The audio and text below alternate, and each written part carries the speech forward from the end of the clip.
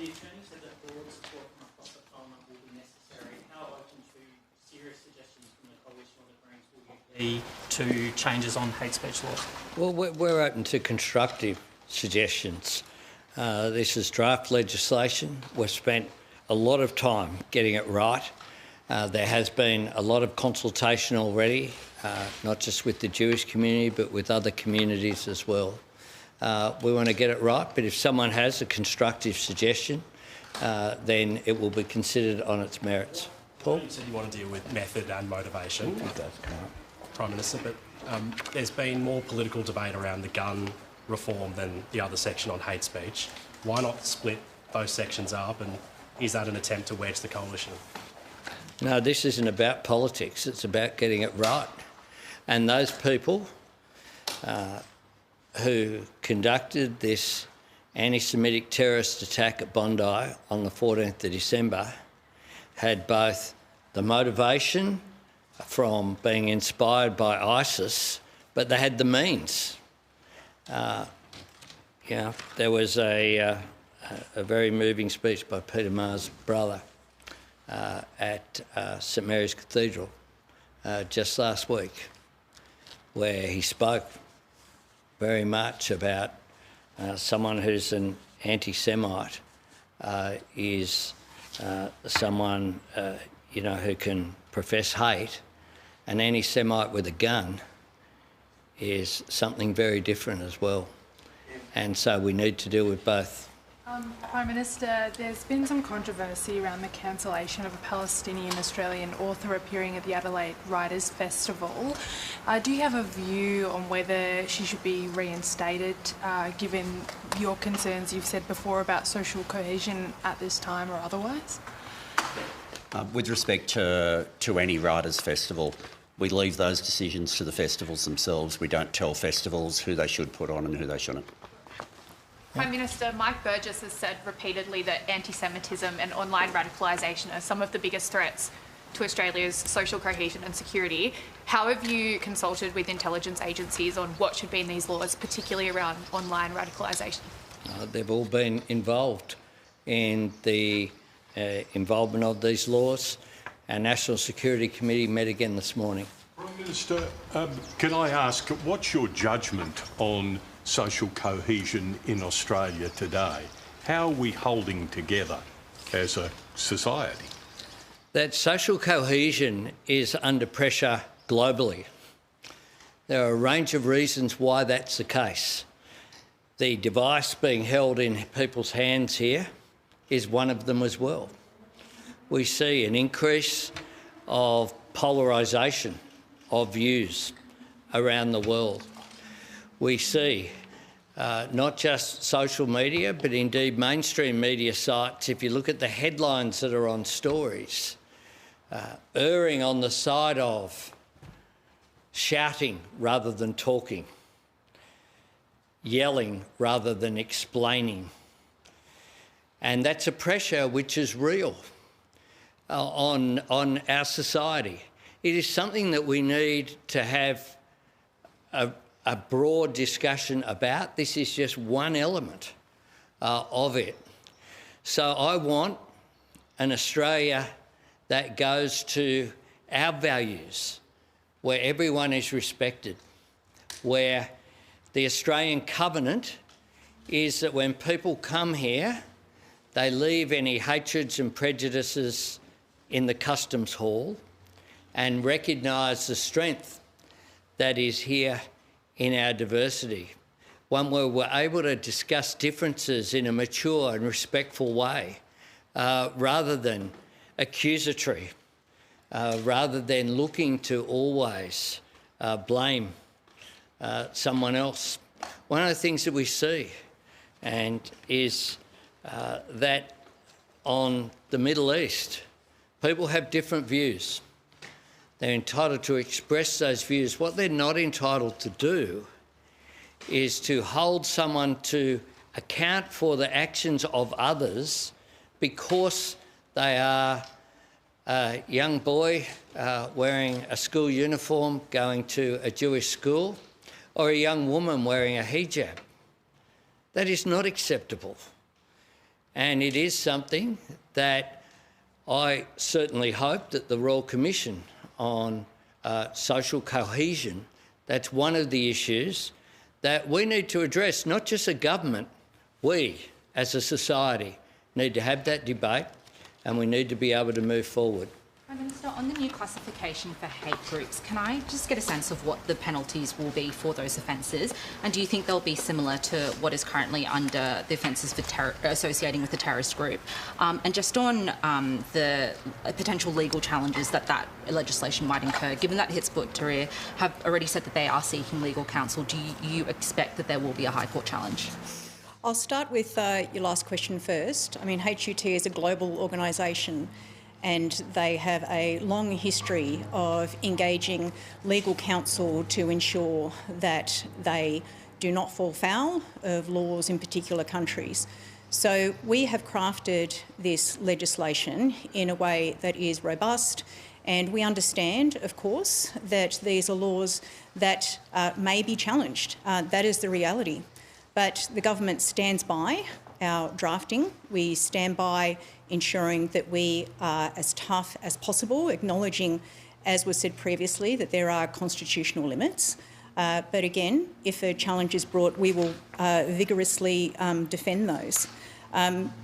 In addition to what I've just said about the offences for prohibited hate groups as well, there will be new offences criminalising certain dealings, interactions and engagements with organisations that would be a prohibited hate group. There would be a number of defences that could apply here, but indeed we are looking, if you're talking about the racial vilification offence, we would have a new offence that's punishable by a maximum penalty of 5 years imprisonment. So there would certainly be serious penalties that are proposed here. But again, one of the reasons why we are putting this out for consultation is to garner those views. Jacob, then Alan. Thank you, Prime Minister. In terms of the process, the speed at which you're getting this legislation through Parliament, obviously it's going to a committee that does not have TEALs or other independents on it. And then to the Senate. Do you have a deal with the coalition to get this through the Senate next Tuesday by the looks of things? And what do you say to people who would say that's a real rush, given the complexity of the legislation that we're talking about and the trade-offs that are involved? This isn't a time. I've been in this building for a while, as have you. There have been times where legislation's been introduced and carried through both houses in a day. People are going to have a week before Parliament sits to examine this legislation. We will provide a full briefing to the opposition this afternoon. They'll have the legislation before the briefing, as was requested. I've been meeting with Susan Lee every week formally and going through and keeping the opposition informed on this. I have a call scheduled with the Larissa Waters this afternoon. We will make the officials available to all of the crossbenchers as well as to the Greens from tomorrow. And in terms of timing, I think that there is an urgency, but matched with getting it right, which is why we've spent considerable time. We had to sit down and consult, as was appropriate, with groups at the end of last week, as I indicated. I don't speak on behalf of the opposition, but we have engaged with them. I've gone through very clearly and transparently what the time frame is, and so I would expect that there will be cooperation. I note Stephen Lowy's comments on the front page of the paper today. I think this is what people want to see. And when I met with Mr Lowy, which I met with some time ago, was certainly constructive. I've spoken with the President and Convener of ECAJ this morning as well. And so people are being kept informed. People will have an opportunity to contribute. Is it still your intention for the cost of the gun buyback scheme to be split 50-50 between the Commonwealth and the states? And are you confident you've got the support of the states and territories on that part of the legislation? Yes, well, that's up to the states to speak for themselves. But I think that states who don't participate will have to justify that to their own people. There seems to be some concerns from some eminent Australians, some legal scholars, around some untidiness around the Royal Commission arrangements as they pertain to Dennis Richardson. Can you confirm exactly what Mr Richardson's status, the status of his review within your Royal Commission is?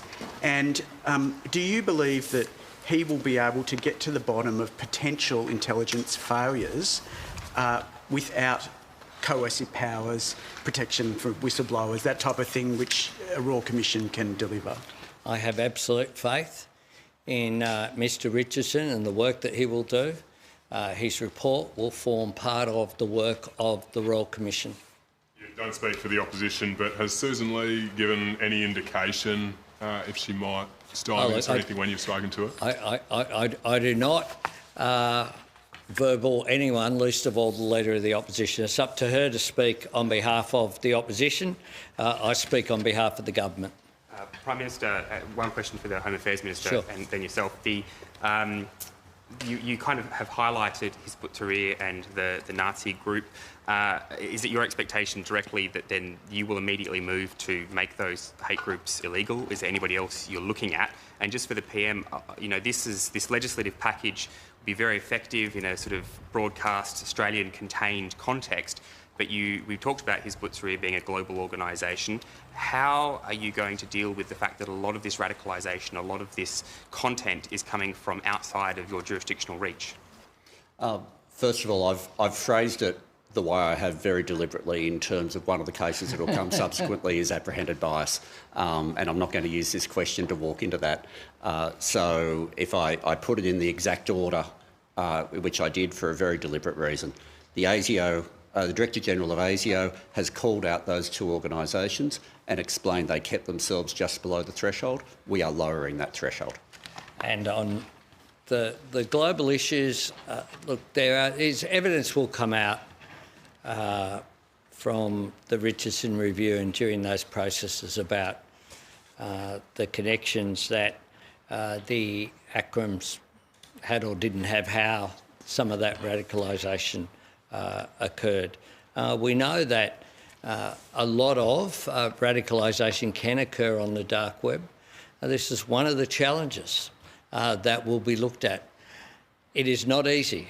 It is hard, as Mr Richardson has indicated previously, but then Mr Burgess, as the Director-General, has indicated very clearly it is difficult when it comes to a lone wolf. Now, in this case, you have a father and son that has a particular dynamic.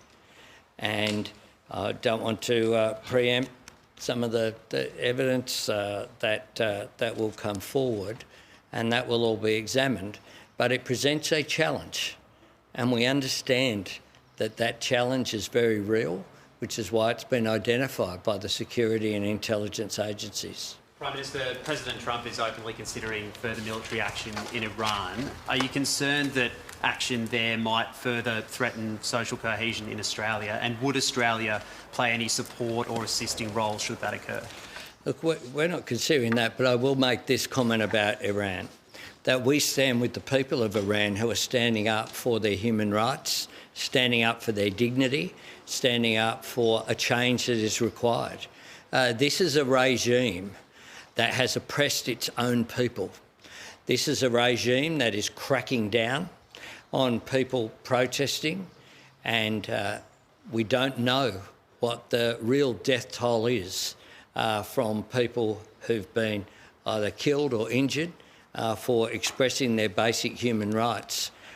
What we do know is that this is an oppressive regime that has played a bad role, not only for its people, but a bad role internationally, which is why I stood in this very courtyard and expelled the Iranian ambassador for the involvement of their agencies in attacks here on Australian soil. So we stand with very much the people of Iran at this time. Last one. Speak about urgency, and considering the fact that you are bringing Parliament back 2 weeks earlier, do you anticipate people will be arrested or visas revoked under these new laws immediately? Well, we haven't passed the laws yet. I'm hoping that the laws can be passed efficiently and quickly with the support of the entire Parliament. And I hope that the Parliament passes the laws. You'll all get to see it, the draft legislation tomorrow. And I will speak to you tomorrow. Thanks very much. The Prime Minister there speaking in Canberra, confirming Parliament will return next week for 2 days. On Monday, there will be a condolence motion for the victims of the Bondi tragedy, and legislation drafted in the wake of that attack will then be debated on Tuesday. He said there he hopes it'll pass the House of Representatives before question time begins on Tuesday, and then to be debated and considered in the Senate that afternoon, ensuring the passage that day. So it's one bill cracking down on hate speech and symbols as well as hate preachers. We heard Anthony Albanese there singling out that there will be tougher action against groups like Hizb ut-Tahrir and Nazi groups. The Home Affairs Minister, of course, will have the power to cancel visas if anyone is spreading hate, and gun reform will also be wrapped into that bill. And there will be a briefing for the opposition this afternoon. The Prime Minister open to constructive input on that. And just at the end there, we also heard him asked about the situation in Iran at the moment. He said, "We stand with the Iranian people who are facing an oppressive regime."